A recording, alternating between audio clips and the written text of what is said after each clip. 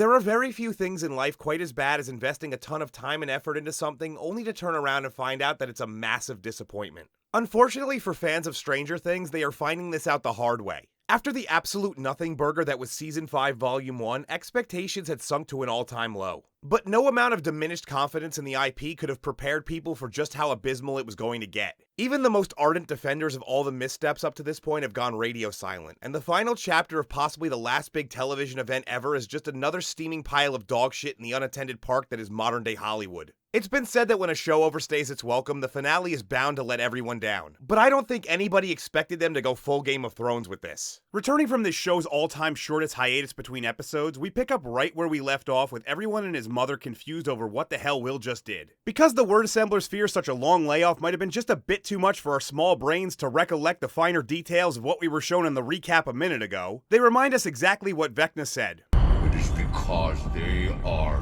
weak.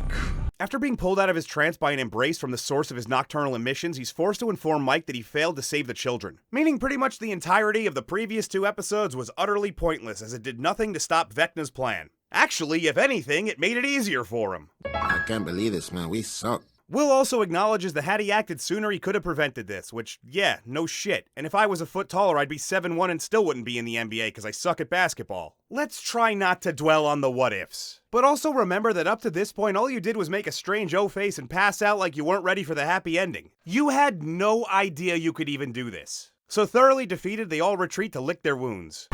Tunnels. Radio shack. Speaking of the kids, Vecna is inserting his long flesh tubes into their mouth holes.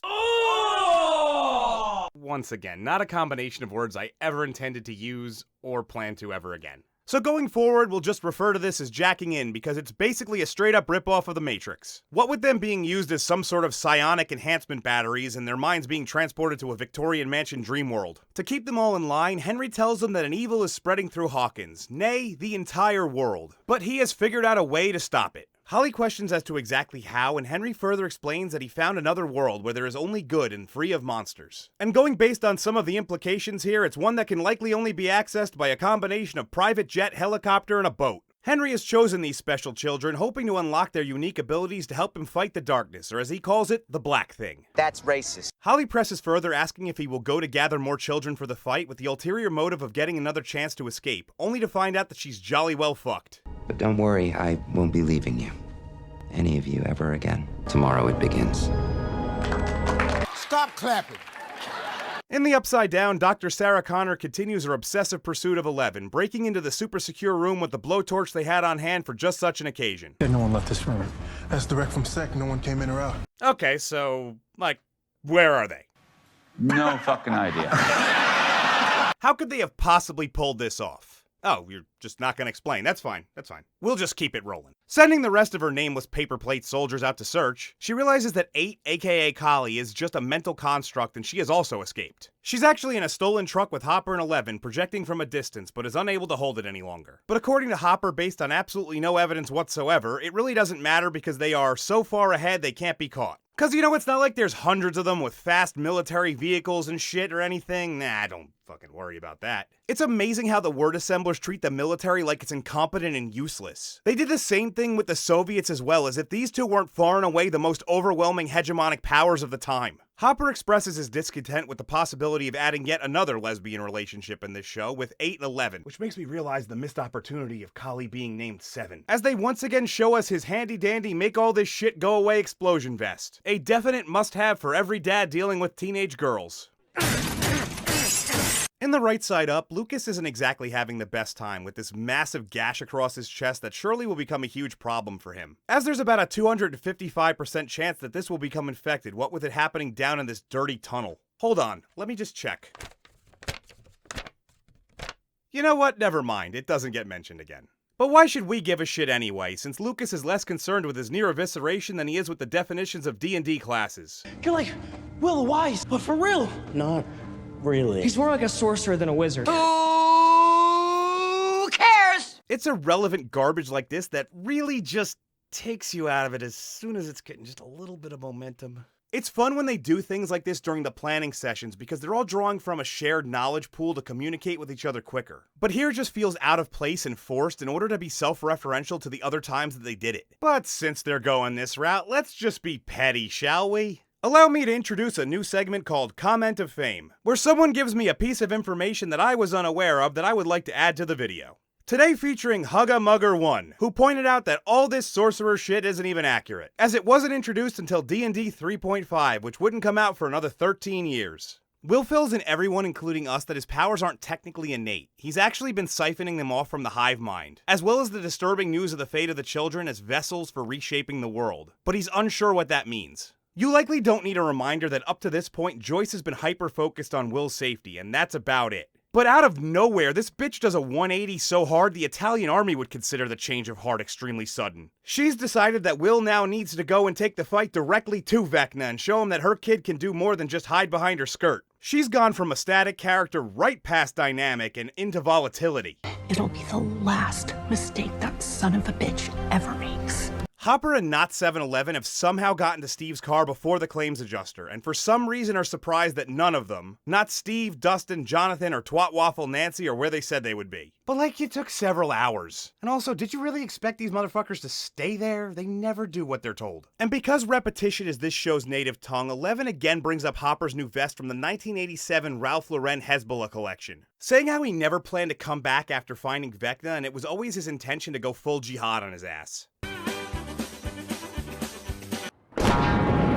So as we've already established, Nancy and her backup singers aren't here. No, they're actually in the process of entering the old Hawkins lab Upside Down edition, while having one of the most tired arguments of all time. You've all seen Return of the Jedi, I hope? Yeah, it's the one with the teddy bears. Ewoks. Yeah, it's the best one. Is it? No, but every child loves it, so it tracks. The reason they're even talking about what is at minimum a top 3 Star Wars movie is because Dustin has a new hypothesis, which is that the meat wall is much like the shield that surrounded the second Death Star, and that the generator must inevitably be located here. This is based on absolutely nothing outside of his ability to use circular equations. But Dustin is convinced that destroying said theoretical shield generator will destroy the wall so that they can not only find Holly, but end all of this. Since somehow Steve of all people is the only logical one left in this goddamn series, he asks the most pertinent of questions. And it looks like what? How would you expect me to know that? So they'll just wander aimlessly, I guess. Coming to a stairwell, they are forced to split into 2 teams. Steve suggests that he and Nancy go together, which of course Jonathan is against because of his belief that it's part of Steve's grand plan to win her back, when in actuality it's just because she's the only one he doesn't want to strangle with a phone cord. But Nancy is determined to make sure that everyone is crabbier than Cambodian hookers, demanding that they stick with the usual teams. We don't have time for this. But I cannot. End of discussion. In the right side down, the children are behaving exactly how you'd expect unsupervised elementary school students would, and that's like unsupervised college students. Just having the goddamn time of their lives. Well, with the exception of Holly. This Millie Bobby Brown, except way younger, lookalike named Mary can immediately tell that something's up, but since Holly can't say shit, she just keeps acting strange. As the rest of the kids are watching TV, this little biatch somehow manages to successfully sneak out of the house despite being told that Henry was not going to be leaving them alone. I guess the word assemblers just forgot that little detail. Also, for some reason, Max knows to meet her here, even though there was no contact made and she explicitly told Holly to maintain appearances. We need to talk. Holly, the plan is to wait for Henry to leave, I know. So let me get this straight. Max is out here waiting for Holly, and then gets mad that Holly came out here to meet her. Why? Fuck if I know. Actually, you know what? It doesn't matter, because she gets over that shit real quick as soon as Holly tells her Vecna's plan to merge our world with another. Which is impressive, since Vecna didn't win 10 consecutive tournaments, because that's the plot to Mortal fucking Kombat. Well, clearly Holly isn't Liu Kang, considering she panics and tells Max they need to evacuate the kids immediately. But the soulless Ginger reminds her that as soon as Henry realizes that she's gone, he's gonna come looking for them. It's at this time that they hear a twig snap off in the distance and go to investigate. How the fuck?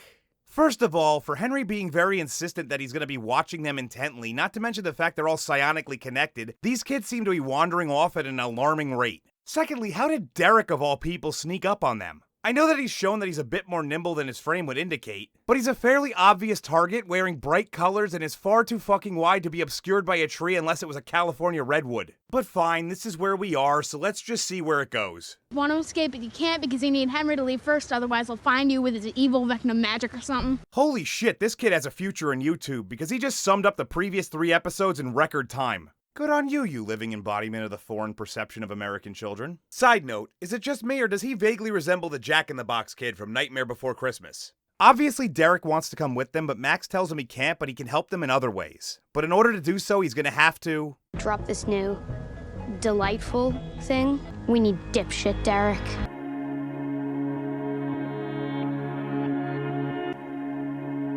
Well, because Joyce is now fully on board with putting Will in the line of fire, she lays out the most basic plan in the history of strategies. The goal is simple.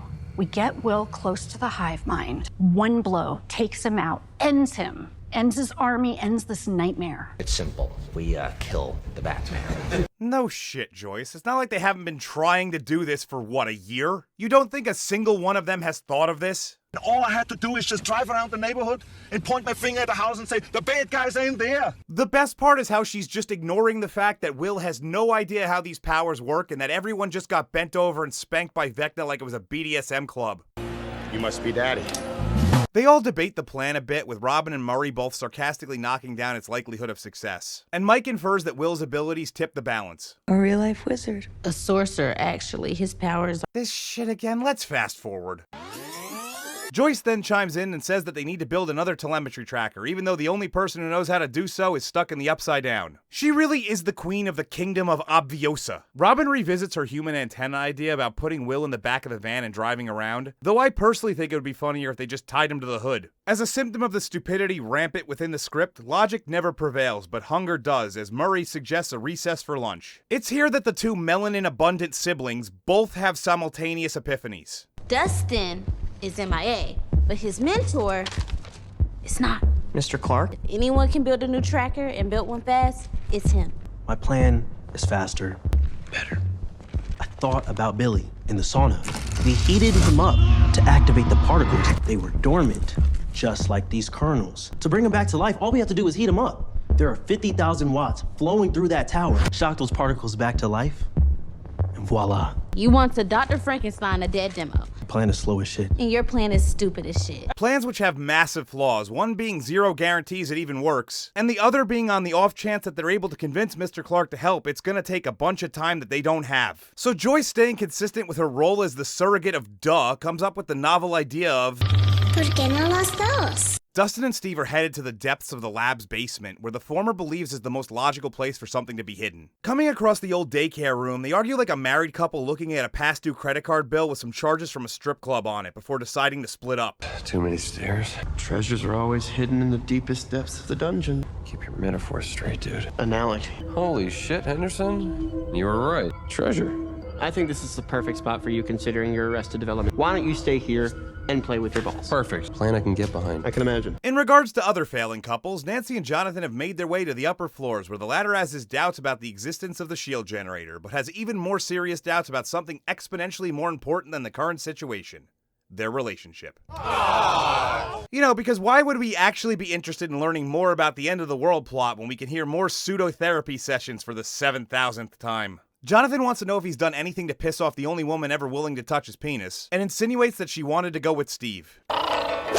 But she assures him that, like any true Karen in training, she just wanted to stop the bickering because it was delaying her pursuit of the manager. These two are so insecure they are prioritizing this nonsense in the middle of a cataclysmic event. Thankfully for the sanity of the audience, Jonathan notices a door with a melted handle as well as a nearby staircase, which snaps us out of this micro episode of Hawkins Creek. Hopper is having no luck getting a hold of the wayward teens on the radio because they are miles away, which leaves 7-Eleven to take their turn to have a conversation about their feelings. The Indian goddess of death tells Eleven about how she once had a vision that she could save everyone, but all it ended up doing was leading her friends to their slaughter and her getting locked up in the lab. Good times, good times. She was then placed in a machine to extract her blood for experimentation. And then because this script is weaponized ADHD, they just move on from that plot before it can be explained any further. In the right side down, dipshit Derek returns to the house and bullies the kids, prompting them to snitch on him for going into the woods. This is apparently part 1 of Max's overall plan, but Holly seems just as confused as us as she asks what will happen to Derek if he's caught. Just saying, that's probably something you should have asked a little sooner. But Max assures her that as long as he gets to the cave in time, he's safe. So wait, why the hell did he go to the house then? You sly bitch, you're using him as a distraction. Well, in the meantime, they will travel back through Henry's memories of Holly to find an exit.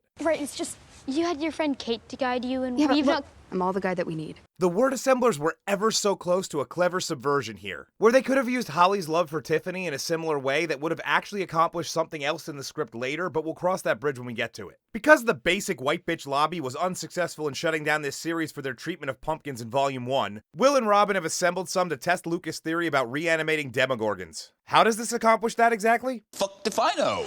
So you're gonna test if you can resurrect formerly living tissue by frying a gourd. Yeah, sure, why not? As per tradition, whenever Will and Robin share the screen, it's time for them to have more of that extremely subtle conversation about Will's internal struggles. Will is obviously leaning on Robin in order to figure out how to come out of the closet, but she literally already told him exactly what to say. I like dick. Back in the right side down, Holly and Max are searching for the first memory Henry has of Holly. An arduous task to find something that is slightly out of place. A thing that's so minuscule it could take them hours to find. Or not hard. This just seems like the word assemblers can't be fucked to even try anymore. Well, with that Staples button pushed, That was easy. the two of them venture into a chain of Henry's memories beginning with the time where he watched her watching a movie. Which is like my 24th take on that one, so I'm just not doing it again. A movie that just happens to be Nightmare on Elm Street 3. Because I guess the creators really wanted to cite their sources. They then shove their asses into the next memory of Holly in the library, reading the only book she's ever picked up. This is actually the first time that Henry ever approached Holly, in the place where talking is shunned and everyone can hear a fucking pin drop. Fantastic goddamn location to have an inconspicuous one-sided conversation. My name is Henry.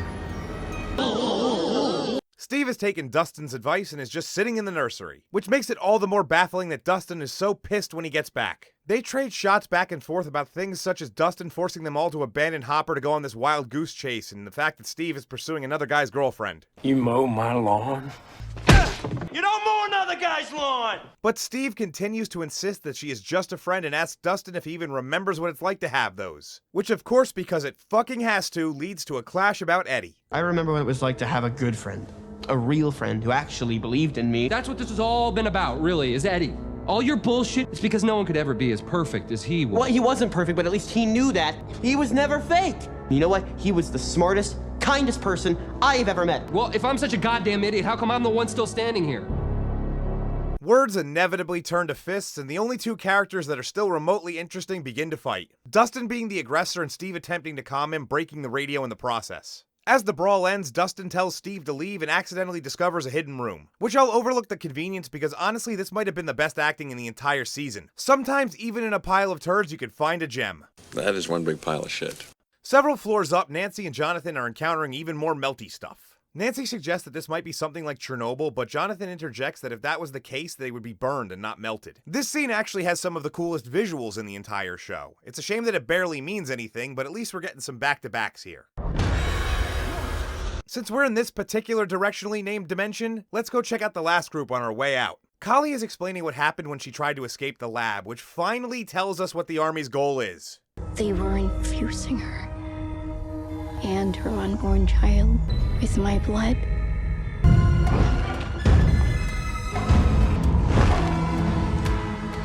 My blood is not working. Not as Henry's did. One of us was truly like him. Are you fucking kidding me? This is your plan?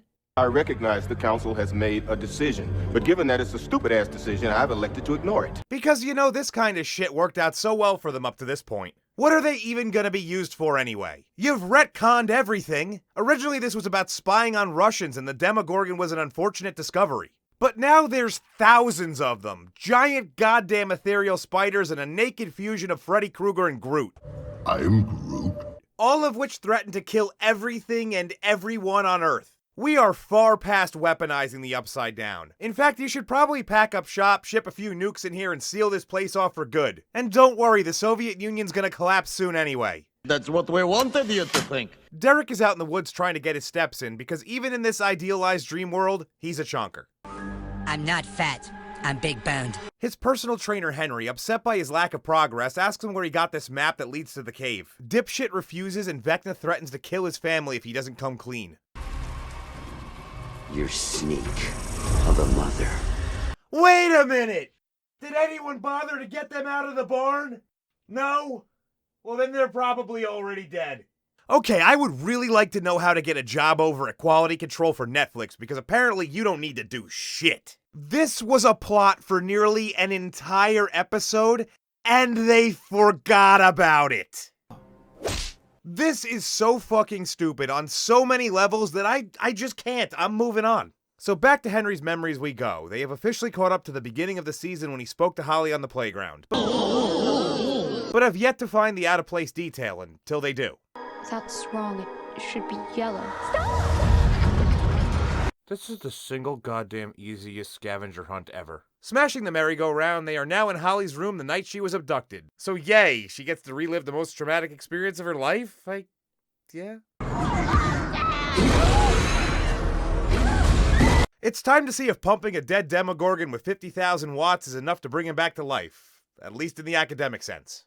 Spoiler alert, it does. It's alive! Oh, no, sorry, it is dead. I really am an awful vet. Will is able to use it to once again tap into the hive mind and gather that Holly is not only being hunted by Vecna, but that she's also with Max. Will then switches to Vecna vision as the latter is in the process of strangling old Solus, which if you recall would kill her in the right side up. Using the powers to internally snap Vecna's leg, Will then attempts to break his neck as well. Which if he would have went straight for the jugular, this could have all been over just like Yord and the Acolyte. Oh, how I missed that clip. Even though Max and Holly can't see Will, he's able to communicate with them through Vecna. Max, if you can hear me. Fed up with Will's bullshit, Vecna somehow pulls him into the right side down and fights back. Attempting to use their contingency plan, the right side uppers crank the voltage and fry the Demogorgon, but it backfires, locking Will with Vecna. You see, this is why Joyce should just be forced to sit in a corner and watch Back to the Future. In the Upside Down, Dustin has come to the unfortunate realization that he was wrong. Very, very fucking wrong. Well, duh. And this just as Nancy and Jonathan have come across a strange cloud they believe to be the shield generator. Dustin scrambles to get to them as fast as he can, but because the radio is broken, they can't hear him. And you know, since dealing with unknown forces that have the potential of causing a global catastrophe is just one of those fuck it moments, Nancy decides to deliver a long-distance request to speak to the manager by shooting the cloud. Dear Dark Hour, this is Max or whatever. So I've been wandering through this Twisted Freaks memories for, I don't know, a year now or something. I actually almost got out once, but because I have the reaction time of 2-day-old roadkill, I didn't make it. So ever since, I've been trying to navigate this endless desert, getting sand in my ethereal vagina, which just continues to piss me off. What's worse, it seems like every other day now, kids keep cropping up out of thin air, looking to me like some sort of metaphysical babysitter. Also, I'm actually starting to hate Kate Bush. You see, I've been listening to it on loop for months now. What do you think I should do about all of this? Well, Max, first I would like to congratulate you on somehow being the one character in this show who went from insufferable to tolerable to even somewhat enjoyable. But I'm sorry, the Kate Bush thing is your own fault. As for your unpaid nanny gig, I say we have some fun with that. Maybe take one of them and find the exit, build up her hopes, and dash them most expertly by telling her at the last minute she can't come with you. Then send her down the wrong path where she'll think she escaped, only to end up right back where she started. It'll be a great rib, I promise you. Funny as fuck. Also, for your hygiene problem, I guess, I don't know, invest in some Dreamworld Vagisil. Holy shit was that last episode dense, and definitely not in a good way. It was a ton of talking, but with very little in the way of actual plot development. This isn't an isolated phenomenon, by the way. Hollywood is currently in an epidemic of word assemblers refusing to trust their audiences. Feeling the need to repeat talking points to an obnoxious level and doing so with language that sounds completely unnatural. You can probably immediately think of an instance where a character in something you've been watching says dumb shit that sounds like this. My older brother, who you know was born before me by my parents. Well, he's married to my sister-in-law, who of course is only related to me because they got married. No shit. It's dialogue that treats everyone like they're a moron, and this season has been riddled with it. So hopefully this episode is better, but likely not. Well, much like previous entries this season, this one has zero lag time as we pick up directly after Nancy decided to exercise her Second Amendment rights. You might have hurt someone. Are you some kind of moron? The cloud is intact, but clearly reacting to the shot as it sends out energy waves that not only flatten Nancy and Jonathan, but crash into the wall all the way out by Hopper, 11, and Collie. In the right side up, Mr. Clark is awoken from his post-nut slumber by Erica along with Murray pounding on his door at 5 a.m. Justifiably pissed off, he tells her how inappropriate it is that she's here, and we also see that he's been banging the librarian, who, by the looks of her, is really into the weird stuff. We do the weird stuff. He's basically ready to slam the door in their faces until she mentions that Dustin is in trouble and he immediately becomes concerned. Proving that he is one of the best people in this entire show because he's not only willing to leave his house at the non-existent time of 5 in the morning, but is definitely going to be missing out on a Pasadena mudslide later. Go ahead, look it up, I know you want to. I'll wait. Ew! Dude! What What the fuck? Back in the Upside Down, Dustin's worst fears have been realized, as for the first time in his life, he might have to face the fact that he's not infallible. Well, you see that cloud that Nancy just indiscriminately shot at isn't a shield generator at all, it's called exotic matter. And since they went postal on it, shit's gone awry. For instance, Nancy and Jonathan are currently melting through the roof of the building, and Steve's beamer is being impounded through a hole in the wall near Hopper & Co. So let's start there. Not only did the car get sucked in, but everything that isn't tied down is as well. With the exception of, the people who are standing there, because threatening them would be just wrong. Completely wrong. You can't threaten people in this show. Trees are being uprooted, pieces pulled right off of buildings, but these two tiny girls are fine because they have powers. This is one of the things I hate most about Eleven's abilities, that they're so vague that we have no idea what's even happening here. Is she creating a bubble around them, tethering them to the ground? Who knows? Who cares? It doesn't actually matter though, because a portal conveniently opens up in front of them as if Doctor Strange decided to crash the party. Dustin finally has the answer to the question that quite frankly was already answered seasons ago. That the Upside Down isn't another dimension, but a bridge between our world and another. So, another dimension between two dimensions. Speaking of other worlds, in the Right Side Down, Holly and Max are able to escape Henry, making their way back to the cave, where Vecna attempts to sway Holly. You believe Max is your friend? She is a liar! No! No, you're the liar! I saw what you really are! You're a monster! A disgusting monster! Hey, you heartless bitch, it's a skin condition, he can't help it. Max continues to taunt the psychic monster who nearly killed her just a few minutes ago because of his refusal to enter the cave. But there's zero explanation as to why he can't just use his powers from where he's standing. You literally have telekinesis. You don't need to enter. But before he departs, he lets her know that there's other ways that he can get to her. At the Squawk, they're unable to revive Will, so you could bet your ass Joyce has a few thoughts running through her mind right now. I immediately regret this decision. Lucas is thoroughly confused over the entire situation, as if they haven't been dealing with shit that they barely understand for nearly their entire lives at this point. According to him, Will should be able to wake up, even though they tested all of their theories on fucking pumpkins. Robin starts pulling explanations out of her nepo baby lesbo ass as if she knows what the hell is going on. Of all the people in this group, she has by far the least amount of time invested into the situation, but for some reason has all of the answers. But then again, come to think of it, she does consume massive quantities of brain food, seeing as how there's a ton of B12 and omega-3 fatty acid in clams. Vecna approaches Will and explains to him that he's basically been a sleeper cell this entire time, used to do things like build the tunnels, and that the other vessels will help him grow and build even further. Will reminds him that Max has Holly, so his plans are ruined, but Vecna just plays the Uno reverse card on his ass. There are ways to smoke a fox from its den, William. Speaking of Max and Holly, they're just chilling in their cave trying to figure out what went wrong with Max's foolproof plan of pointing in a direction and running. Look, elephant! Holly begins to channel her sister and mother and becomes a little brat, screaming at Max about how she hasn't looked hard enough in the endless fucking canyon, and decides that they need to go look for a door into Vecna's memories of himself. Which of course Max says makes no goddamn sense, as the doorways are always near where the mind was stolen and he couldn't have possibly stolen his own mind. But since Holly is now a junior Karen, she refuses to listen to Max and simply counters with, "It is possible, and we're gonna go search whether you like it or not." Bitch! This entire scene feels like a transcript from the word assembly room that somehow made it into the final draft. Everyone is fearing the worst for Will when Hopper and Eleven choose the worst possible vehicle to roll up in. Did someone call the funeral home? Well, I certainly hope that nobody in this entire town dies in the near future. Who am I kidding? Nobody dies here. Except Barb and Bob. Sucks if your name starts with a B. Eleven introduces Mike to Kali, who gives him a death glare as if he just told her coupon is expired and she needs to pay full price. If you know, you know. They are all then taken to see Will. How long's he been like this? A few hours. Dustin and Steve are trying to sort out exactly what happened and how long before the wormhole collapses. Dustin deduces it down to two possibilities. Either they are already dead, or Nancy didn't completely destroy the exotic matter. He settles on the second one because even he knows that no one dies in this fucking show. But cautions that either way they should take it slow because there's no telling what happened now that it's been disturbed. Jonathan wakes up covered in a white gooey substance. It's jizz. To see Nancy on the floor unconscious from her unsuccessful trip to the customer service desk. Waking her up, they attempt to get out, but can't get the door open as the room continues to fill with man milk. I'm talking about your semen. Yeah. Eleven tries to connect to the Upside Down to find Will, with Kali's trademark resting bitch face staring on. Meanwhile, Hopper is dealing with his own wounds because apparently no one gives a shit about him anymore. He explains that they didn't find anything and the others are missing. Means they're either a bunch of inconsiderate pricks, Or they got captured by the military. Kali just inserts herself into the conversation and lets them know that Eleven is struggling because apparently she's an expert in all things 11 now. Not like they haven't seen each other in years or anything. The brown buzzkill continues to bring people down by calling the situation hopeless. I thought you said this fight was pointless. Wait, you said this whole thing was pointless? I never said that. I'll leave you alone for 2 seconds with Ellen. You worm your way into her head. She was off track when I met her because of you. Everything I have done is to protect her. Keep telling yourself that. Killing Henry won't end this. What the hell does that mean? It means nothing. She's a child.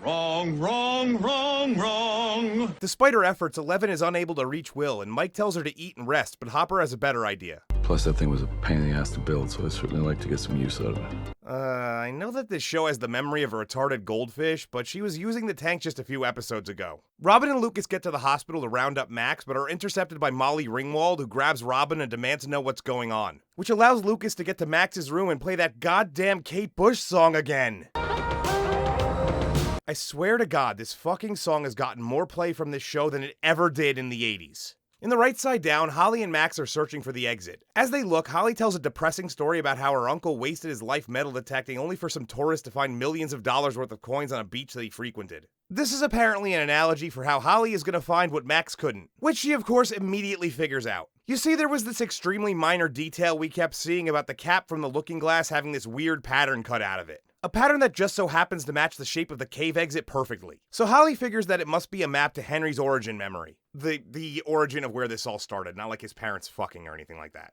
I'm sorry, why the hell would he need a map to his own goddamn trauma? Fuck if I know. Seems kinda fucking stupid to leave a clue of how to escape on an item that your prisoner was able to easily acquire. But then again, characters are only as intelligent as their word assembler, and these ones, well... Special Officer Doofy. Nancy and Jonathan are still trying to break down the door, the former using a chair leg to punch a hole in it, which only causes more cream of some young guy to spill in. And after more of the roof collapses, they both jump up onto the table, which only serves to prove that Jack and Rose could have both fit on that goddamn door in Titanic. Hopper and Mike prep the tank for 11 as Joyce sulks in the corner, upset over the fact that she was the one who decided to let Will go. You know that person at your job that every time they try to help, they just add more work for everyone else? That's Joyce. Every idea this chick has makes the situation worse somehow. It's like every choice that I make is wrong. But Hopper reminds her that it's basically the job of every parent to constantly be wrong and that it's not her fault because that's just life. You fucking enabler.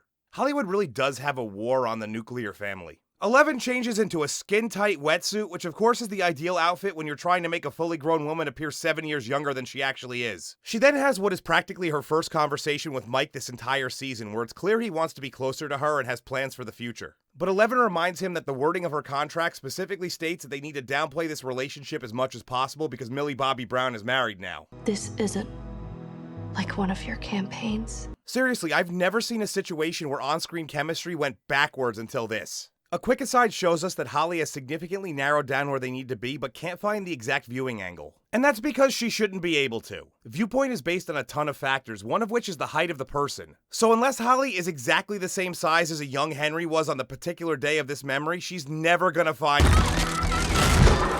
Of course. This entire thing gives me Rise of Skywalker stupid dagger map vibes. Robin is being torn a new asshole by Molly Ringwald, who lets her know that she's in some deep shit for committing multiple Class A felonies. Which by now includes at least 3 counts of manslaughter because nobody has been able to find Derek's family. Robin tries to explain the situation, but just ends up being accused of being a junkie. Which I mean, look at her, half the time she resembles Uma Thurman's character in Pulp Fiction after the overdose. Robin then tries to evade the military police by simply using the fingers in your ears la la walking away method, which goes about as well as you'd expect. The table holding Nancy and Jonathan keeps sinking into the baby batter as we're treated to one of the longest breakup sequences in the history of television. No joke, it's over 6.5 minutes of these two saying all the things they hate about each other, so let's just fast forward through this shit. I hate the Clash. I hate reading your articles. I never read Slaughterhouse-Five. I took your pink sweater to Goodwill. What? Nancy Wheeler, will you not marry me? I accept your proposal. Shut up and get to the point! As the mutual parting of ways is finally over, Jonathan tosses the ring to reveal that the dick juice is some the fuck how solidified. I guess from their shared misery over one another or something. No fucking idea. Side note, what the fuck is going on when Nancy turns her head? Every time she spins to address somebody, it's like her neck and body aren't even connected. It's really creepy looking in an uncanny valley sort of way. Dustin and Steve are searching for the other two when they come across a melted out stairwell. Steve tries to bridge the gap with a ladder that just happens to be sitting there for some reason, which given the statements he said about Eddie earlier makes very little sense for him to do considering the fact this is extremely dangerous. But just go back and listen to my prior statements on word assembler quality. Dustin is trying like hell to stop him because it's clearly unstable, and once again these two prove that they're the only characters worth any degree of investment. You're always trying to get yourself killed, and I can't let it happen again. Please, if you go on there, you're gonna die, and I can't deal with it again. Don't let it happen again. Not you.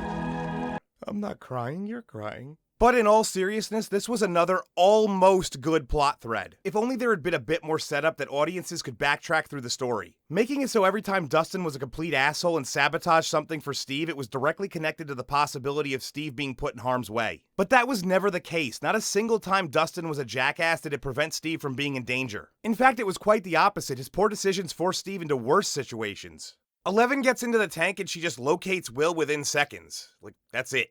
That was easy. Back with Max and Holly, they are now spelunking through the tunnel that they fell through, following a blood trail as they come across a dude with a broken leg clutching a briefcase. Soon after, a young Henry enters the cave to help the guy. But since this is Murica, he takes a bullet for his troubles.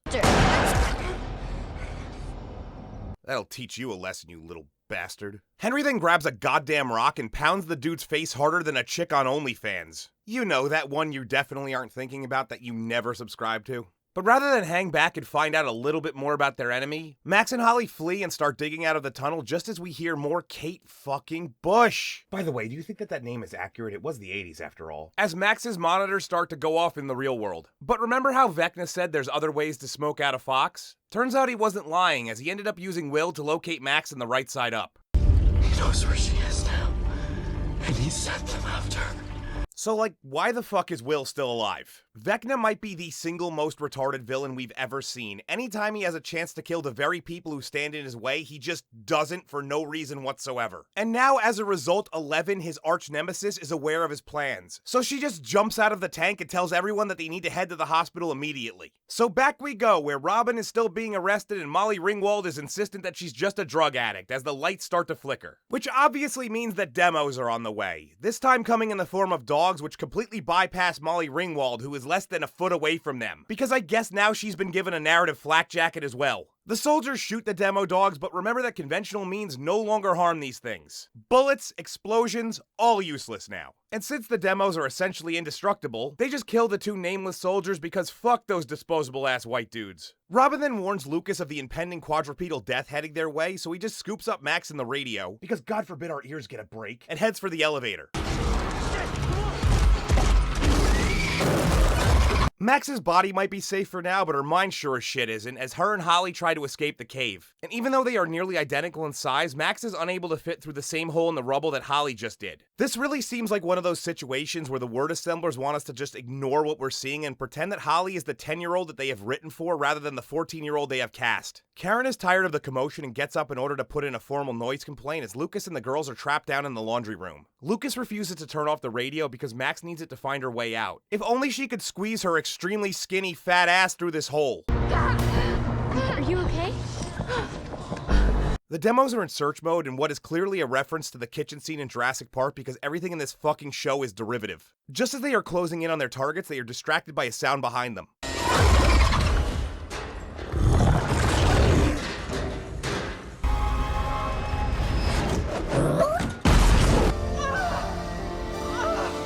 Wait a minute! You're telling me that this soccer mom on ordered bed rest was just able to ninja her way down here and pull this shit off? Seriously? Okay, how the fuck did this bitch who's about 7/8 dead by this point not only carry a goddamn oxygen tank all the way from her room, but get it into an industrial-sized dryer without making enough noise to tip off the demo dogs, who are not only in search mode but use sound as their primary sense to do so. Not to mention the fact that she turned it on and within 8 seconds the dryer itself has become hot enough to trigger an explosion which somehow kills creatures that up to this point have easily shrugged off automatic rifles and hand grenades. It's this type of inconsistent trash that makes plot armor obvious and completely removes the stakes from every character, making this show's lack of consequences into an absolute joke. Anyway, Max and Holly slowly approach the source of the music, and Max says that they need to split up because this is her body, not Holly's. Holly says that she doesn't have a Kate Bush to help guide her, but Max says that she doesn't need one, and that's not what's been pulling her back all this time. Which it was never said that it was the thing that actually did it, only that it helped her navigate. And we have officially arrived at part 2 of the missed opportunity using Tiffany as a stand-in for Kate Bush. Max should instead ask her what her favorite song is and tell Holly that when she gets out, she'll find her body and play it so she can help find her way out. Don't worry, there's a part 3 in the next episode. Max goes on a long soliloquy about how Holly was heroic and has evolved to be brave, but apparently brave is just a synonym for bratty in this world. And she's gonna have to be bratty for just a little while longer because when she gets to the Upside Down, she's gonna have to run and hide till they can find her. And Max assures her that it's just like Hawkins, only weird. As the two of them run in separate directions, you can tell that neither of them do this very often because they have very strange sprinting forms and Max's face is, well... Oh, Jesus! Oh, God! Oh, Jesus, God! Oh. Dear Dark Hour, my name is Bill Wyers and I could really use some advice. My town of Hawkins has gone through some crazy stuff over the last few years, including my disappearance, multiple deaths, child abductions, a Soviet invasion, and last but not least, an interdimensional portal opened up right in the center? The fuck? But now I fear the biggest challenge I'll ever face is about to happen. You see, for as long as I can remember, I've always desired one thing. Something that's always been right there but I could never have. And that's to level up my sorcerer Will the Wise into a prestige class illusionist. Able to make people see the world the way I want them to instead of reality. It's truly all I ever wanted. Well, that and penis. Specifically my friend Wyke Mauler's penis. So any advice on how I can level up my character properly and also how I could come out of the closet? Well, Bill Wyers, I myself have always been partial to red robes when it comes to illusions. You know, with the emphasis on balance between good and evil and whatnot. So maybe that's the best level up path for your character. So now for your preference of eating hot dogs over tacos. My suggestion would be to just rip that band-aid right off. Don't draw it out too much. Truth be told, I think everybody already knows anyway, so no sense in taking up everybody's time. After reading the list of all the problems that your town has, I have a feeling that you getting rear-ended is the least of their concerns. Max awakens in Lucas' arms, totally atrophied and a little confused as the others arrive and know to immediately beeline into the basement to find them. Mike is both happy and shocked to see his mother, who for some reason is having very little trouble speaking even though she's only a few days removed from having her fucking throat slashed open and hasn't been through any type of therapy yet. There might be more of those things out there.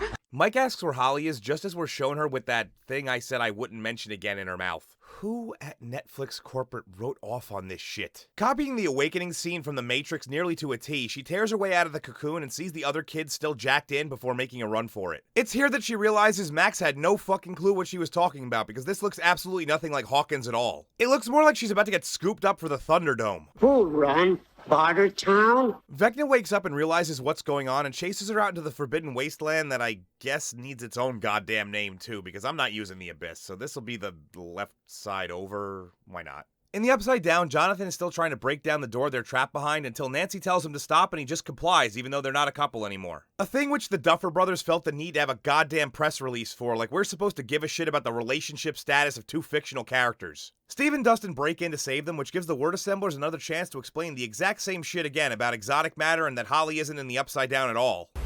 No shit.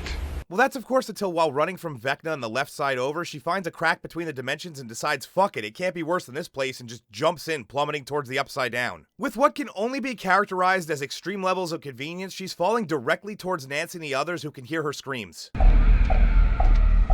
What was that? There is still that massive problem of being unable to track Dustin and friends, which is not aided by the fact that Mr. Clark, who is now officially missing out on the electrostim on his nutsack by the way, along with Murray and Erica have been trying for hours to get any type of signal. Never one to mince words, Murray says this whole thing is pointless and just wants to cut the shit with the balloons. And because this script is assembled of exclusively tropes and cliches, this gives Clark the idea he needed. I've secured a location on Dustin. Max is filling everyone in about how Holly can be found at her house in the Upside Down, which is a pretty shocking thing for Karen to hear since she has no fucking clue what the Upside Down is. Though, like, what did you think happened when your entire town cracked in half and you could basically see into hell? She, like the rest of the populace, is blissfully retarded to all the shit that's been going on. And this is why no one questions why the army is here. Well, she gets a crash course in everything that's happened under her nose for the last 4 or 10 years, depending on how you view it. Are you saying that Holly is trapped under a steel plate? She's not pancaked under a giant hunk of steel or anything. She's, well, there's this world under ours. Yeah, it's just like Hawkins, only way suckier. This inspires Karen to join in the efforts to find Holly as she gives a rousing speech about maternal responsibilities, which I guess she just realized exist. If you think I'm gonna stay in bed where my daughter needs me. Man, she's really doing well on those busted vocal cords. But Mike lets her know that this isn't their first rodeo and she can rest easy knowing that these writers won't kill off anyone.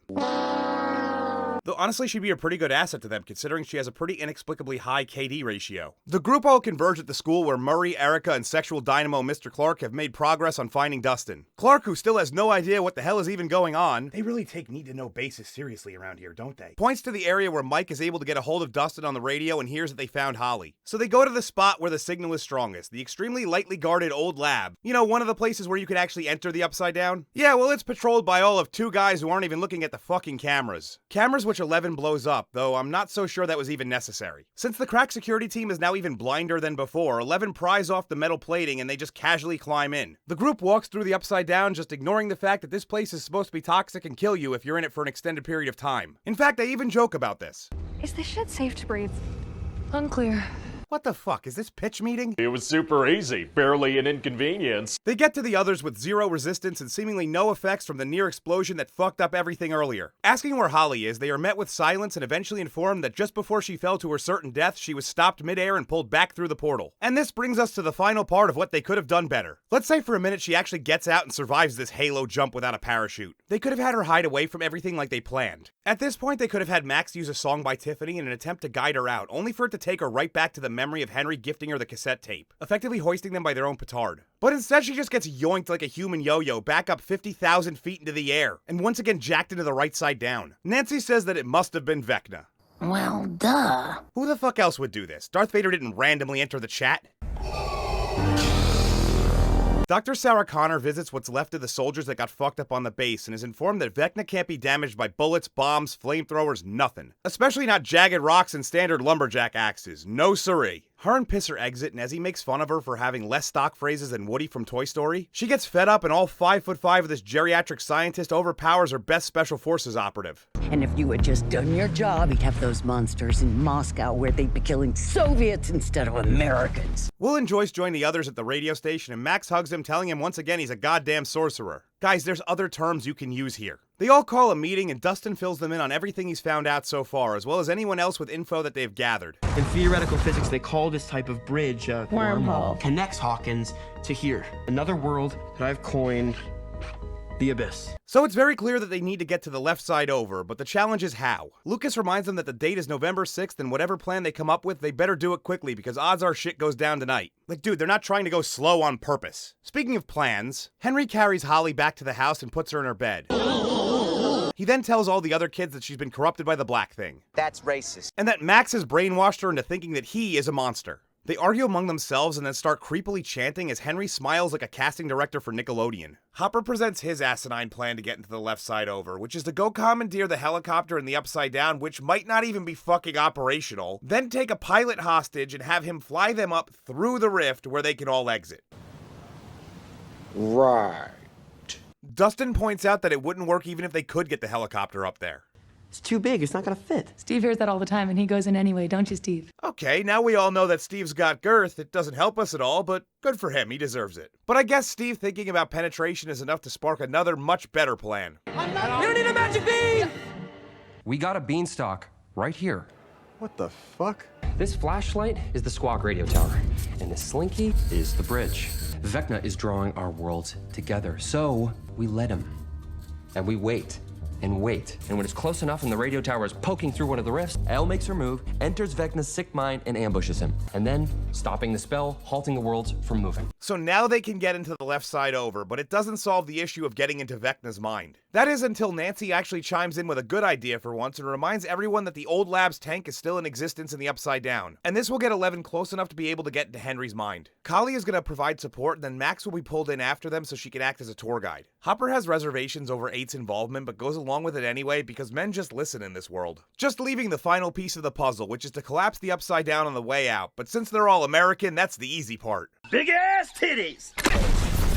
Holly wakes up surrounded by the other kids who proceed to tell her that she's been manipulated and that Henry is good. Even Derek agreeing with them, which causes her to have a nervous breakdown over the fact that nobody is listening to her. This girl has lived an entire suburban woman's life in about 3 days. The unruly mob continues to try and convert her to their side, and when she makes a run for it, they grab her by her necklace and start to choke her. But the necklace snaps and she falls down the stairs, which could have killed her. Likely the opposite of what Vecna wants. Guys, he said change her mind, not go full Spanish Inquisition on her ass. You know what, we haven't had a conversation about Hopper's distrust of Kali and him worrying about 11 in what, 3 minutes now? So he talks to Joyce, who can't quite understand his doubts. But he basically says that if it comes down to a choice between 11 and 8, bitch gon' die. Will Max and Molly Ringwald all talk about how they feel useless, but I mean 2 of them are useful in some capacity, but what the fuck is a candy striper gonna do? Max then lets everyone know about Henry's fear of the cave and that under all that scarring he's human, so therefore they can use that. I don't really actually have much of a point for the next thing, so I'll just let it play. I don't know if we can blow up the Upside Down to the dulcet tones of the Butthole Surfers. Wonder what that could be setting up for in the next few minutes. The group is preparing for the final battle, Nancy being the only one given any guns, despite the fact that she always forgets to load it or shoots the wrong thing every time she pulls the goddamn trigger. Steve and Dustin finally make up for real and equip themselves with the spears that Eddie made. Silver lining. If it fails, we both go down. Erica and Libido King Clark act as spotters and wait for their moment to open the gate, but where's the truck? Well, they're having issues starting it, probably because it got flipped over and abandoned. But it's just a minor inconvenience as they get it to turn over and it will never be brought up again. Not like it could have been used to build tension later or anything. Kali and 11 take this time to make yet another suicide pact over killing Henry and ending this. 11 wants to keep on living, but big fucking surprise, the chick named after the goddess of death wants the opposite. The rest of the crew loads the truck as Will pulls Joyce to the side, telling her that Vecna feeds off fear and uses memories against people. That he was shown horrible things and that without letting her know the whole truth, he's putting everyone at risk. Right as he's about to tell his deepest, darkest secret, Mike does that accidentally stumbling in at the wrong time thing, but it's okay because Will wants to let everyone know anyway. What follows is possibly the 7 longest, most painful to watch minutes in television history as Will self-indulgently goes on and on about himself. I haven't told any of you this because I don't want you to see me differently. Today, Junior? The truth is, I am different. I don't like girls. Wait a minute! You know what? I'm not gonna do it because this honestly requires a serious conversation. This shit has grown out of control. I'm not sure who over at Netflix is trying to get their kid to come out of the closet, but not every single show needs this to happen. The goal of normalization should be just that. We do not need an entire sequence highlighting how the ultimate power to fight against evil is admitting that you're gay. We already had this moment with Robin 2 seasons ago. It was cringe then, and it's super cringe now. Not to mention the fact that everyone knew this was coming since day one. This is the worst kept secret of the show, and it's evident by the fact that even the characters in the scene don't seem surprised. I know I'm gonna get shit in the comments from some people, but I'm just gonna kick this in the ass right now. I do not hate gay people. What I hate is storylines like this being shoehorned into everything regardless of relevance. This applies to the Nancy and Jonathan breakup being irrelevant as well. We are watching an apocalyptic event happening. Your love life doesn't matter. Whether you like pee-pee over coochie has no bearing on the outcome. Back to the story at hand. At the gate, Murray is driving his truck like the meth just took effect as Cocksmith Clark overrides the locks. Oh, shit. Now comes the fun part. This scene is so fucking bonkers, I have no idea where to even begin. We have Nanbo here outgunning a dozen trained soldiers, not even missing a single goddamn time. Also, even though the truck's cargo hasn't been reinforced in the slightest, nobody inside is injured despite it taking more shots than a sorority girl during Hell Week. But you know who doesn't take one? Dr. Sarah Connor, on the off chance the only person she hits happens to be 11, so she just lets them go by. And in the right side down, Henry is leading a seance with the children, whose necks snap back like Pez dispensers. Anyone besides me miss those things? Dear Dark Hour, this is Lucas. Who? I've been really struggling lately with feeling incredibly useless. It seems like no one really takes me all that seriously, dismissing my ideas and observations. This isn't exclusive to my friends either. Even at home, my sister always has to be right. I feel like the only person who ever hears me anymore is Max. I've been visiting her pretty often. She's such a good listener. She never tries to tell me my thoughts are stupid or really say anything at all. What should I do to be treated with more respect? I'm sorry, who the fuck is this? Were you even in this season? Honestly, I can't recall you playing much of any role at all. I'm sorry, I got nothing for you. Well, here we are, the most anticipated finale since Game of Thrones. All of the key players are set and the dominoes are about to fall. The army, as incompetent as ever, is thoroughly confused as to how the gate to the base opened. Not like they've been dealing with tech geniuses and psychic children for over a year or anything. Murray, Collie, Hopper, and Eleven all exit the truck at the old lab where they are observed by Pisser and his men, who decide they're gonna go rogue because they must think that they have plot armor now as well. Holly and the other special children are currently linked to Vecna and his giant vagina, which starts pulsating like it's just having, you know, the best time, really. This starts to bring the left side over down through the upside down toward the right side up, which I think I said right, or left. Erica and goddamn sexual Tyrannosaurus Mr. Clark are still up in the tower, I guess just waiting to be caught, when Erica does some incredible bullshit math. The truck is faster than a Humvee. They had a 6-minute, 20-second head start, giving them an additional lead of about half a mile, so they're fine. I'm sorry, I'm no car expert, but to think that this busted up box truck is faster than a Humvee is really calling into question this girl's intelligence. Not only is this truck damaged, it also has a lot more weight inside of it. Molly Ringwald and Max are at the radio station together, which is just way too many gingers in one location. Molly is freaking out to Robin on the radio, who basically just tells her to chill the fuck out. Imagine if it was a dude telling her that. In the Upside Down, everyone is prepped. Jonathan explains how to climb the tower, because you know it's a very difficult task. Murray gasses up the generator and sets the C4 on the roof. Hopper opens the tank, which has surprisingly clean water on the inside, and Eleven climbs in. And just before entering Vecna's mind, Hopper gives her all the signals. About 20 feet away, Collie blindfolds herself and also enters Vecna's mind, so I'm not really sure why Eleven needed the tank at all then. Back with Will and Mike, they have a conversation that is somehow more awkward than the I don't like girls scene. What you said earlier, I'm sorry. I mean, not sorry about what you said. I came out wrong. Or not came out wrong. You know, I once had a friend who came out of the closet, and it was just like, cool, good for you, man. You go get that dick. Like, get all the dick. Just as much dick as you fucking want. As for those who don't want dick, Molly Ringwald is still freaking out and goes to get something to eat, just as Max is pulled into Vecna's mind. For some reason, even though this was part of the plan, Molly is still caught off guard. I'm glad you quite like a bull. I'm sorry, does she not remember that she was in the room when this was all being concocted? I'm sorry, she's a lesbian, I need to be inclusive, contwatted. But seriously, what purpose is she even serving? Even stranger, Max acts like she's unaware that this was going to occur when it was her fucking idea. Holy shit. Was this scene written by two people who weren't even in the same goddamn room? The attack team positions themselves on the tip of the tower as the left side over descends on top of them significantly quicker than they anticipated. How long do we have? Not long. Supergirl better be close in there. The three girls see projections of Vecna and Max and use it to enter his mind, landing in the 1950s high school memory. So now it's time for Max to prove herself as a tour guide. Luckily, she spent the last year mapping out everything for just such an occasion. So tell us, Max, how do we get to where we need to be? How close are we to Henry's house? Not close. How not close? I'm not sure. You can't make this shit up. You said you know his mind backwards and forwards. Yeah, I do, but there are a shit ton of memories in here. Through the power of sheer narrative convenience, they have all the clues they need to figure it out just pop up out of nowhere. Is that Joyce? Yep. And that way, Mr. Wheeler is feeling up Mrs. Wheeler. Does anyone remember that Ted is supposed to be significantly older than Karen? No amount of retconning undoes the implication that he is currently her extremely hands-on teacher in this scene. The army shows up at the Squawk, despite the fact that to their knowledge, currently everyone is in the Upside Down. Molly Ringwald somehow remains unseen despite sticking her face directly into the window like a moron. But luckily for her, there's a super secret hiding area that she some the fuck how knows about. But I guess knowing the Duffer Brothers, it just happened off-screen. Bullshit! Lucas notices that the tower and the rift aren't lining up, and in about 30 seconds it's gonna collapse the tower and kill them all. Meaning Eleven better hurry the fuck up. But what exactly is taking her so damn long? Well, it turns out that they need to wait to the end of this show, which is supposedly Oklahoma, even though I'm fairly certain that's not what this is. Waiting for what? What the hell was that? Well, I guess the director of this play has a real sense of dramatic timing because the curtain call lines up perfectly with the 30-second timer that may or may not even be accurate, allowing Eleven to attack Vecna. Even though the merger has been slowed down more than the Netflix WB deal, the tower is still partially crushed, knocking Steve over the edge to his death. They really just can't, can they? Max and Holly are reunited as the other kid starts screaming and calling her a monster. Damn red hair. The attack team climb up into the left side over, ready to fight, and are met by not a single Demogorgon, not a bat, a dog, nothing.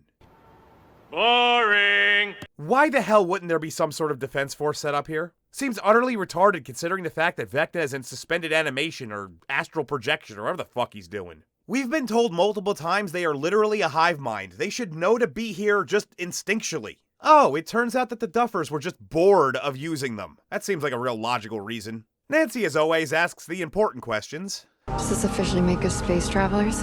interdimensional space travelers. Suck it, Armstrong. You know, you really do add so much to this party, Lucas. Kali sets up an illusion wall to hide the children behind to fake out Vecna into thinking that they escaped, causing Henry to abandon his facade and show his true form, even though there's absolutely no reason to do that. And because the word assemblers think we're all retarded, he once again reiterates that he takes children because they're weak. But 11 tells him that kids are not weak. They are smart. Which I'm not exactly sure why they think are opposites, because you could be both smart and weak. They aren't mutually exclusive. But let's think about this for a minute. Are they smart? They followed a creepy dude wearing a fedora into another dimension basically because he promised them candy. Vecna reads 11's mind and sees through the ruse, but 11 throws him toward Kali, who steps out and like an idiot announces her intentions before actually killing him. Hello, brother. This chick is the human equivalent of a condom to a blowjob, completely unnecessary and ruins it. Back with SEAL Team sucks. All of them are just as perplexed as we are over the fact that Vecna didn't set up a defense grid at all. But I was expecting more like... Deadly vines? Monsters? When a word assembler writes into their own dialogue that it makes no sense, you honestly should probably go back and change it. They have a bunch of inane conversations while walking aimlessly that we could just fast forward right through. Look, just because I don't like you, doesn't mean I want you dead. I don't blame you, by the way, for not liking me.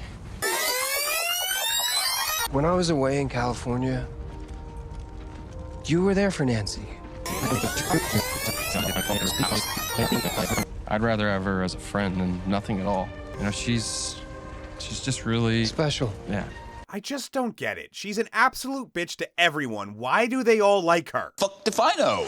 They come across this weird looking tree thing that Will identifies as the location where the children are being held. Speaking of the children, they are fleeing from Vecna when Derek chooses this exact moment to be an unathletic fat kid. So let me get this straight. Up to this point, he was just pulling off all these inexplicable feats. Quickly climbing ladders, outrunning trained soldiers, sneaking around undetected. But because the plot demands it, now he can't breathe. Now he can't run. Now he falls over like a turtle and can't get up. He tells them all to leave him behind, acting like his typical dipshit self. Save yourselves, you dumbasses! Don't be 11 and Kali catch up, and Max says they need to get him into the cave as soon as possible.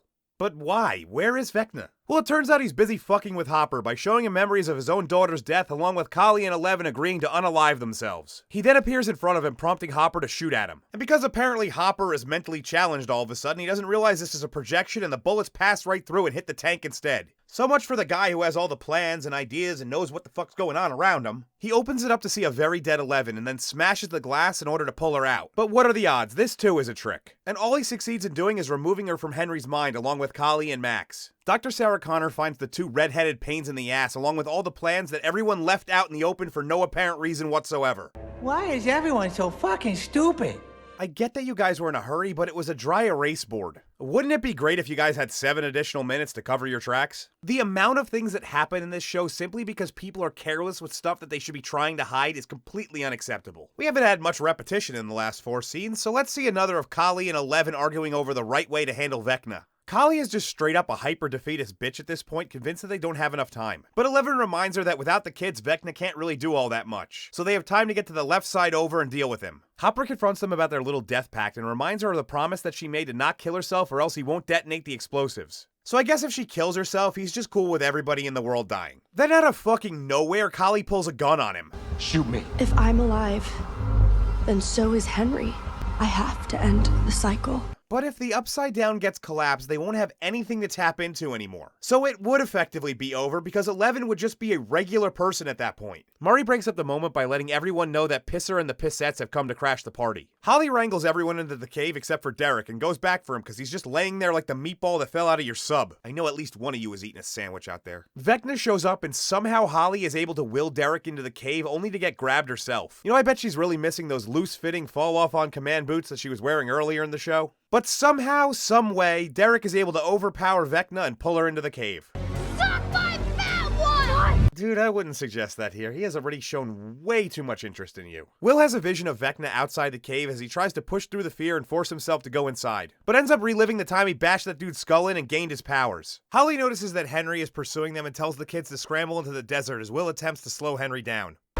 Could you stop him with your powers? The soldiers breach the lab and begin searching using the psionic cannons to flush the girls out. Hopper grabs 11 and makes a run for it, leaving Kali behind, but I mean, it serves you right, you annoying brown bitch. That's racist. Murray is freaking out because everything has gone tits up when he notices Hopper's explodey vest. Then because of morals or guilt or some bullshit, Hopper goes back to help Kali, killing everyone except Pisser, because of course we need to have a showdown between these two for some reason. He threatens to kill Kali if Hopper doesn't tell him where 11 is. It's at this time that Murray throws one of Hopper's explosives, somehow perfectly fucking timing it to take out the helicopter. Honestly, I'm starting to think that Murray is the actual math genius, considering he was able to figure this shit out and also calculate the exact amount of time it took for the worlds to nearly touch. With the psionic cannons out of commission, 11 is able to make Pisser finally relieve himself.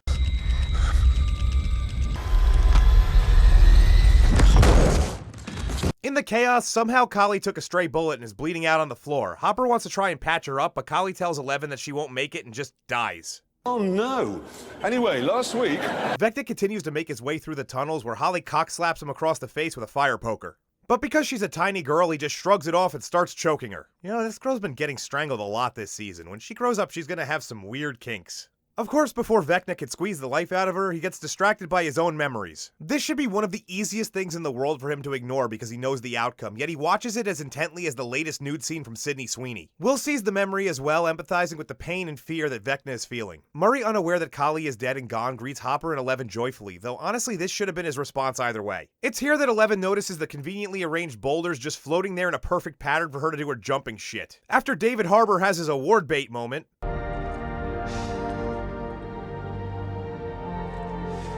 11 channels her inner Super Mario and just hops away. Let's go! Since the flashbacks refuse to end, we keep seeing more of Henry's worst day ever, which really just comes off like a typical morning in Newark. We see the origin of his powers, an event that should be epic but is as lackluster as can be. You see, he simply opens the briefcase and with his bullet hole hand, picks up a chunk of the exotic matter, which then allows it to be absorbed into his body. That's it. So many awesome ways they could have had this look, and they chose... I got a rock. Will tries to reason with him, telling him that this isn't his fault, and to the word assembler's credit, they don't waver by keeping Vecna a scumbag who might as well say, I am not a sympathetic villain. While that happens, SEAL Team Sucks is getting closer to the tree thing when it suddenly turns into a spider with a pussy lip face. As anyone with half a brain would, So most of this party... they all turn tail and run. Dustin falls over and nearly has a Prometheus moment because he just forgets that he can roll to the left or right for some reason. Luckily for him, Lucas remembers that he's genetically predisposed for athletics and long jump tackles him out of the fucking way. Suddenly the Mind Flayer takes a boulder to the vulva face out of fucking nowhere, and Elle joins the fight, allowing the others to escape before entering through the Mind Flayer's vaginal canal.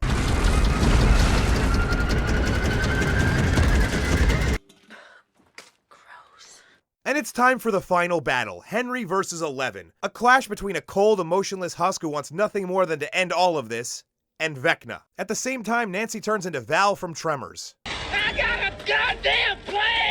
As the party draws the Mind Flayer toward a nearby canyon. Because of the back and forth nature of this scene, let's just treat it as two separate ones. Nancy uses herself as bait because she's the ultimate 80s action star now. Not Arnold, not Stallone, none of them can even remotely compare to this bulimic badass. She just pumps round after round from her definitely period accurate rifle into the Mind Flayer, and just as she's about to be killed, everyone pops out like fucking Ewoks and begins using their improvised weapons to take down this goddamn hentai kaiju.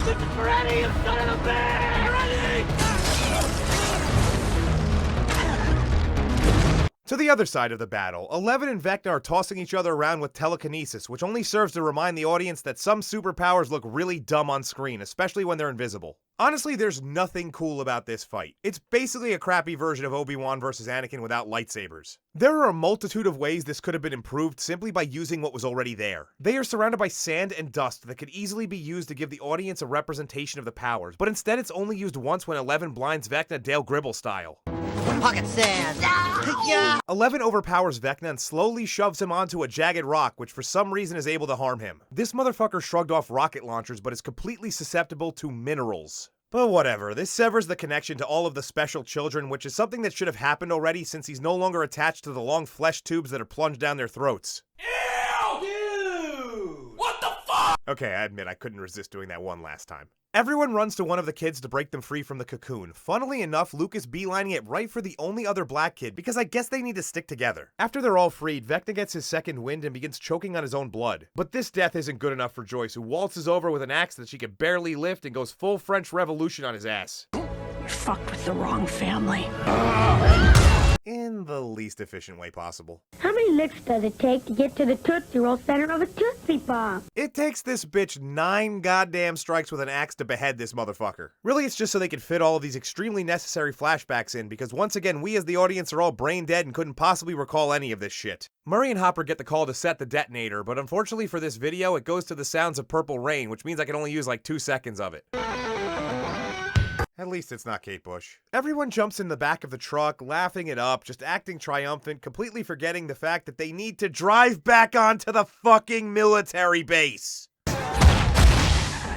Everyone put your hands up! What did you think was gonna happen? They were just gonna go, hey, that was awesome. You know, you killed a bunch of our men, destroyed millions of dollars worth of equipment, and wasted years of our lives in research that we're never gonna get back, but it's cool, you can just carry on. The most shocking thing here is that the word assemblers even remembered to do this. They're all rounded up and facing some extremely serious charges of interference, kidnapping, grand larceny, murder, and treason when Dustin notices that 11 is no longer with them.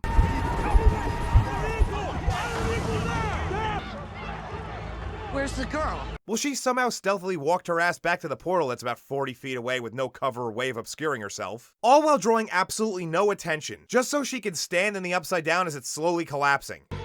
He's just standing there, menacingly! Mike attempts to run to her, only to be pulled into her mind where the two of them share the most one-sided goodbye of all time. None of this will ever end. Not if I'm still here. No. We'll figure something out. I need you to talk to the others. No. To thank them for me. For being so kind. I don't understand. I know. You understand me. She then kicks his ass out like it's a strip club and he just ran out of singles, only to let herself just get killed because I guess her promise to Hopper was meaningless. And with 11 and the Upside Down gone, the world is officially safe. No evil will ever crop up again, and there certainly won't be any spin-offs to this shit. Thus concludes the final episode of the most delayed last season we've ever seen, and quite frankly, it couldn't have come sooner because I was really starting to question my sanity. I'm really not sure I could have done much. Oh no, what now? Hello? What do you mean there's another 55 fucking minutes? Time jump? Scenes for everyone? No, I'm not doing it. Fine, you get 4 more minutes, that's it. So it's been brought to my attention that this episode isn't actually over and I will need to go through the endgame of every single character. But since I know that you guys like me are pretty fed up with this shit, let's just get it done as fast as possible, shall we? We pick up 18 months later. The army has just left. No explanation as to why, no one seems to care, not a single one of the main group are in trouble at all. Robin is back at the radio station where she completely neglects to mention that her girlfriend has disappeared as well. What a worthy goddamn addition to the cast. Max is readjusted to her body and can once again ride her skateboard.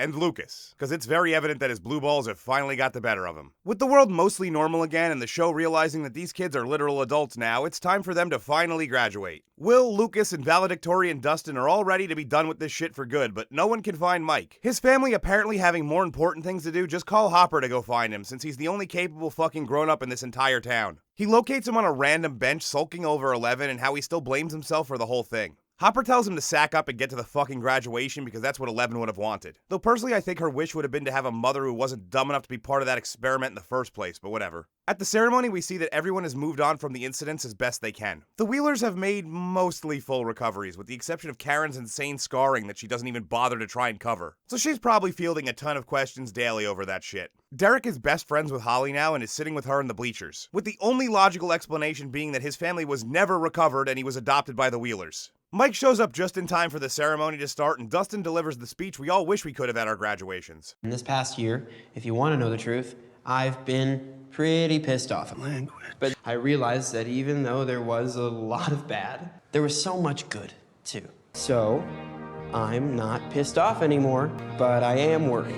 Because now that the chaos is over, Principal Higgins and every square like him is going to do their damnedest to put everything back in order. Which is why it's pretty hypocritical that I'm even wearing this thing. I mean, I don't think it's who any of us are. So, honestly, just screw it. Screw conformity, screw everyone and everything trying to hold you back and tear us apart. This epic display of big dick energy gets him noticed by a popular girl named Stacy who invites them to a party. But Mike has a better idea and cockblocks Dustin, who I'm assuming is single nowadays since they never mentioned Susie one time this entire season. Jonathan, Robin, Nancy, and Steve are all at the Squawk legally drinking drinking alcohol because all of them are old as fuck for their respective roles. They all discuss where their lives are going. Jonathan to NYU for film, Nancy to Boston to work at the Herald, Steve remaining in Hawkins, and Robin off doing lesbian shit. But they all promise to meet somewhere in the middle once a month to catch up. They end up choosing Philadelphia because of course anyone who passed 3rd grade geography knows that it's directly between New York, Boston, and bumblefuck Indiana. The word assemblers could have just chose Pittsburgh, but nah, Philadelphia. Hopper proposes to Joyce, which makes sense. If their relationship survived everything up to this point, he ain't never getting rid of her. Though she did think about Bob right before killing Vecna, so she might be a little hung up still. You might be wondering what that better idea was that Mike had to celebrate their graduation. Well, it's the same thing they used to do every night. Try to take over the world. Play D&D. Mike uses the opportunity to tell everyone exactly how their lives will go. Lucas and Max are going to go on to have a child who will appear in everything and be known as Freckle Jesus. Dustin is going to go kick it at college, but still find time to meet up with Steve. And Will is probably going to go make some questionable decisions in gay bars. Okay then, I better go put that penis in my mouth. As for him, he'll continue to tell his stories. He caps it off by telling us that he chooses to believe that Eleven slipped away and with the help of Kali somehow tricked everyone into thinking she was dead. And so the sister cast a spell from far away. A spell of invisibility.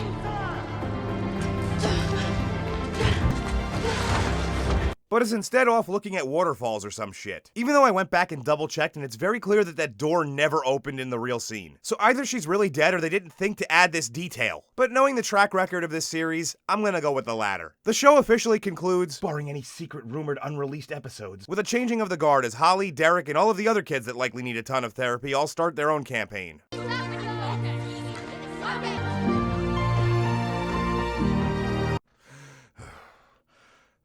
We did it.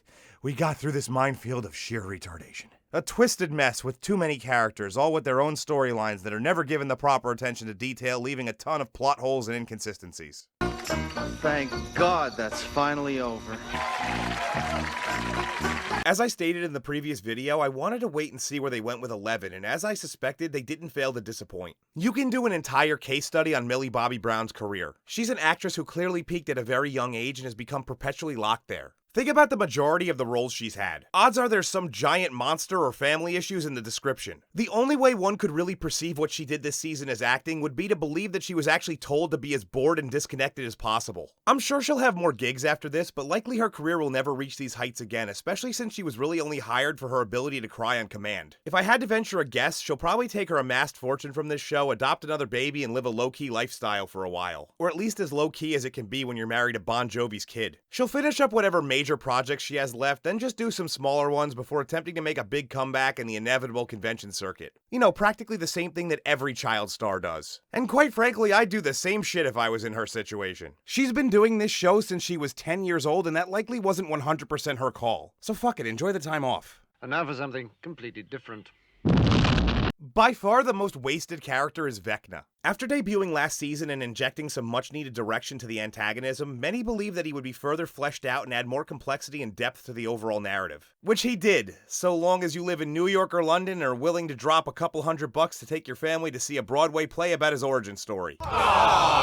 If you're not willing or capable of doing that, I guess you're shit out of luck because his real motivations are all locked behind that hyper-restrictive paywall. What's left is a generic megalomaniac who's obsessed with children and spiders. The worst part is that they even show an incredibly random scene from his past in the high school with a young Joyce, and it goes absolutely nowhere and simply serves as an advert for the play. I wish we had time to sightsee, but we've got a play to catch. From a wasted character to a wasted actress. Because can somebody please tell me why the fuck Linda Hamilton was even in this? From what it looks like, it was just to take up space and add a completely unnecessary subplot to increase the runtime. They really did her dirty by making her an evil one-note bitch who would shoot her own mother to get a sample of Eleven's blood. Revisiting the Brenner experiment storyline but with a brand new character just felt like a retread minus any of the nuance that existed between Papa and his kids. Sure, he wasn't exactly a bastion of morality, but at least he felt like he had a goddamn heart. But Dr. K comes off as comically evil and added just because. In fact, the entire military part of the story just feels tacked on and hollow. They've taken over an entire town and nobody seems to care. It doesn't affect anybody's ability to live their lives and is barely a hindrance to the main characters. If you were to remove them completely, practically nothing would change because as soon as they serve what limited purpose they have to whatever scene they're in, they basically vanish, quite literally doing so at the end. Why are you even here? I've never been one to shy away from calling out my own mistakes, and I really should have waited before praising this show's ability to keep authentic labels, branding, and technology. The first example being Nancy using an M4 carbine, which only 892 existed in 1987, as it was an experimental design for the Marine Corps.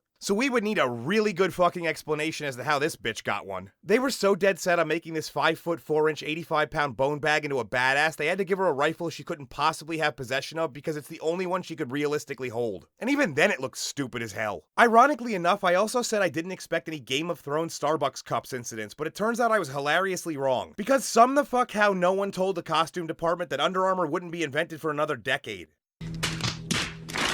And just like HBO, as soon as Netflix realized their mistake, they went in to edit it out. I mean, just own it, guys. I have a video on this channel where I confuse silicone and silicon, but you didn't see me removing it. People already have screenshots of your faux pas, and the internet is forever. Another thing I didn't mention, because at this point I'm likely just so used to it I barely notice anymore, is that every piece of dialogue is written like it was 2025 Los Angeles. It's just another in the long line of word assembler shortcomings that have permeated all modern media. The inability to write a character in any way other than your own image. Moving on.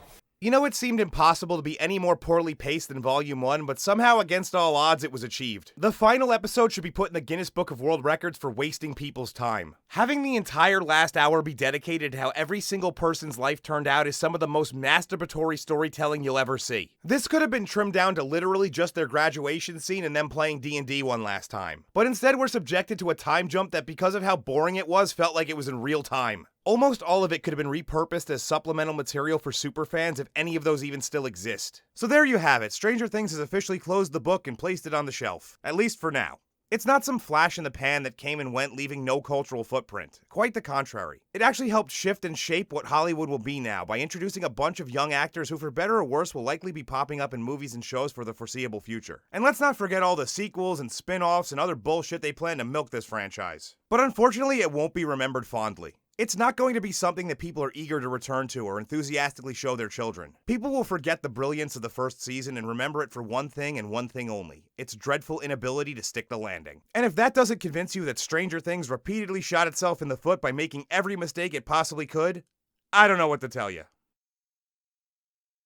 The two of them venture into a chain of Henry's memories, beginning with the time he watched her watching, holy fuck.